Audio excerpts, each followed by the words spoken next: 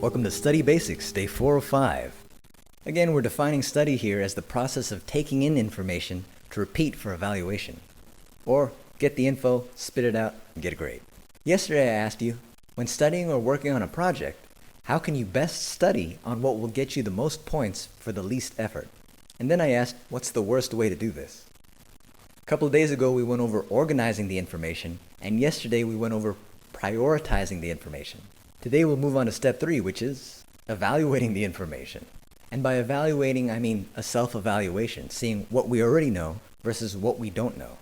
When reviewing for a big exam, I'll usually get a couple students who say, I don't remember going over that, while the rest of the students say, yes, we did. And they'll even have notes of us going over it, but for whatever reason, when they evaluate the information, it just didn't stick. So when we were organizing the information, we made a pile of what was going to be on the test and then what wasn't going to be on the test. Now with a pile of what's going to be on the test and what's high priority on the test, we're going to ask, do we know this? And if you know it, you say, okay, I know this. But if you don't know it and it's going to be on the test and it's a high priority, you can say, what the heck? I don't remember any of this. Or, this is fuzzy. This is going to take some time and effort to really get to know this.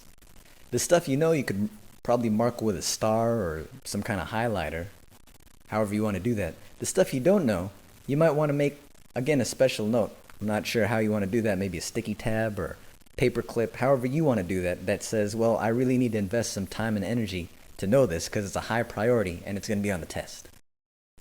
Which do you think it'd be more beneficial to go over first? The first pile where you know it all, or the second pile where you're not too sure? If you thought the second pile because you didn't want to get those questions wrong, you'd be surprised. If you start out with the first pile, with the things you already know, then you build a foundation, and then not only that, but you gain momentum and self-confidence to keep on studying the stuff you don't know. So you start out with pile number 1, looking over the stuff that you already know. Versus if you start with the second pile, the stuff you don't know, then you'll feel discouraged, you'll feel uncertain, really not the place you want to start. Again, what we're trying to do here from step 2 is study on what will get us the most points for the least effort. So if we know it's going to be on the test and we know it's going to be worth a lot of points and it's not going to take a lot of effort, then pile 1 makes a lot of sense. And then when we've got that solid, then we could move on to pile 2 because that'll take a little bit more effort and it'd probably get us the same amount of points as studying on pile number 1. Step 3 in Study Basics, we're evaluating the information. We're taking a self-evaluation so that we could build on what we know and then fill in the gaps. We're going to spend our time studying what we already know and then spending the rest of the time filling it in with what we don't know. So when studying or working on a project, how can you best build on what you already know to memorize what you need to?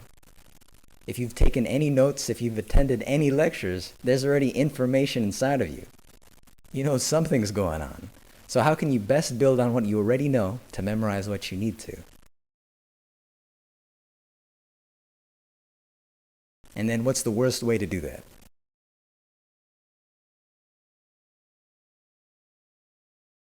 Then you could compare and contrast and move on to step number 4. Of course, this basic training is just a tip of the iceberg. If you're open and willing to trying more powerful tips and strategies to becoming a highly effective, highly efficient, ninja-like student, see you inside faststudyskills.com.